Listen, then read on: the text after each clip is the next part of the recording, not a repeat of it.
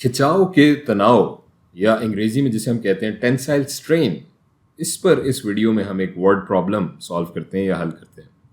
हमारे पास एक स्टील की तार है और उसका क्रॉस सेक्शन एरिया दिया हुआ है 5 मिलीमीटर स्क्वायर, और इस तार से 200 किलोग्राम का एक मास लटक रहा है, एक वजन लटक रहा है। सवाल यह है कि इस स्टील की तार की लंबाई में कितने फीसद तब्दीली आएगी। हम जानते हैं कि हर चीज़ की लचक की हद या इलास्टिक लिमिट होती है, और यहाँ इस स्टील वायर का यंग्स मॉडुलस हमें मालूम है, दिया गया है 200 गीगा पास्कल्स।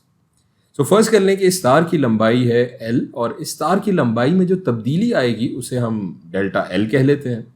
सो हमें पता लगाना है कि कितने फीसद तब्दीली आएगी इस तार की लंबाई में।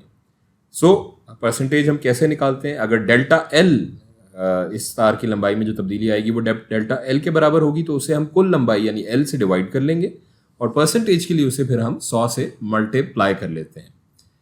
अब हम जानते हैं कि ये डेल्टा L बटा L बराबर होता है स्ट्रेन या खिंचाव के, और चूंकि यहाँ सब कुछ इलास्टिक लिमिट में या लचक की हद में हो रहा है, तो हम यहाँ हुक्स लॉ इस्तेमाल कर सकते हैं। और इस लॉ या कानून के मुताबिक स्ट्रेन या खिंचाव रास्त मुतनासिब होता है स्ट्रेस या दबाव के, यानी stress is directly proportional to strain. और अगर हम यहाँ से ये डायरेक्टली प्रोपोर्शनल का साइन हटाकर, ये निशान हटाकर एक कांस्टेंट लिख लें जो कि होगा y, ये हमारा होता है इलास्टिक मॉडुलस, जिसे हम यंग्स मॉडुलस भी कहते हैं। तो स्ट्रेन बराबर हो जाएगा y इंटू स्ट्रेन के, स्ट्रेस बराबर हो जाएगा y इंटू स्ट्रेन के। सो हम स्ट्रेस की वैल्यू अब यहाँ मालूम कर लेते हैं, इसकी कदर मालूम कर लेते हैं। हम जानते हैं कि स्ट्रेस बराबर होता है FR, यानी कि रीस्टोरिंग फोर्स बटा ये एरिया, क्रॉस सेक्शन एरिया। लेकिन यहाँ ये FR, ये रीस्टोरिंग फोर्स या कुव्वत बहाली हमें मालूम नहीं है। सो पहले हम उसे मालूम कर लेते हैं। हम देख सकते हैं कि ये तार का हिस्सा यहाँ एक बैलेंस में है, एक तवाजुन में है, ये कहीं एक्सेलरेट नहीं कर रहा। यानी इसका मतलब है कि एक कुव्वत इसे नीचे की जानिब खींच रही है, ये जो मैस लटक रहा है, और कोई कुव्वत इसे एक बैलेंसिंग फोर्स, एक मतवाजी कुव्वत इसे ऊपर की जानिब खींच रही है, जो कि इस नीचे वाले वजन को बैलेंस कर रही है। और ये ऊपर जो कुव्वत इसे खींच रही है, ये दरअसल हमारी रीस्टोरिंग फोर्स या कुव्वत बहाली है।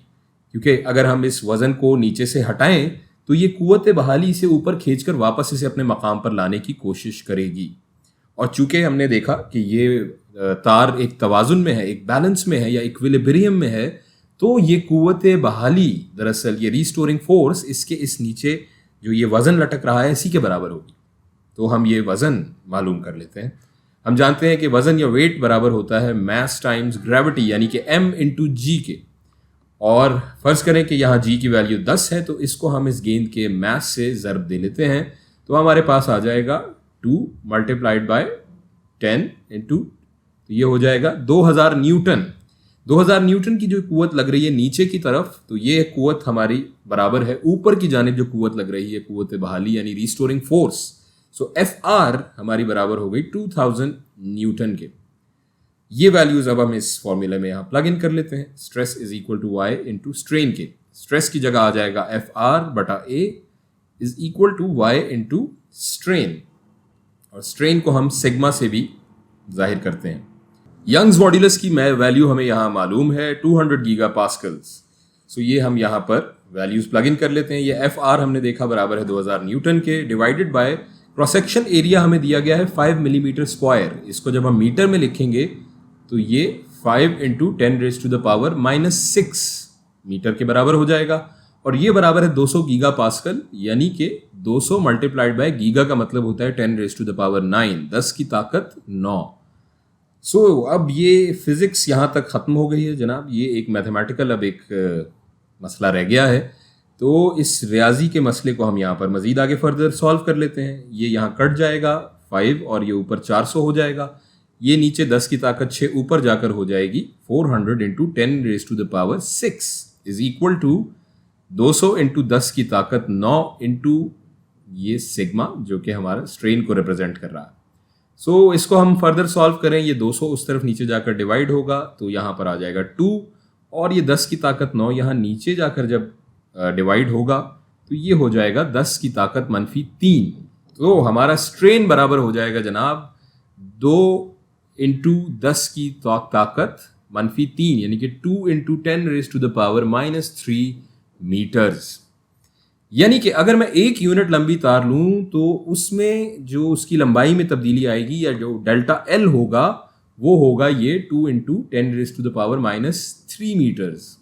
यानी यहाँ अगर हम अपनी मिसाल में देखें तो हमारी तार 1 मीटर लंबी है और उसकी लंबाई में जो तब्दीली आई ये मीटर है, तो इसको हम 2 मिलीमीटर भी कह सकते हैं, जो कि हम देख सकते हैं कि बहुत कम है। ये इसलिए कि यंग्स मॉड्यूलस की वैल्यू हमने देखा कि 200 गीगा पास्कल, बहुत ज़्यादा है। बहरहाल हमें शुरू में वापस आते हैं अपने सवाल पे। जो हमारा सवाल था, हमें वो परसेंटेज निकालनी थी कि इस वायर की लंबाई में कितने फीसद इजाफा हुआ।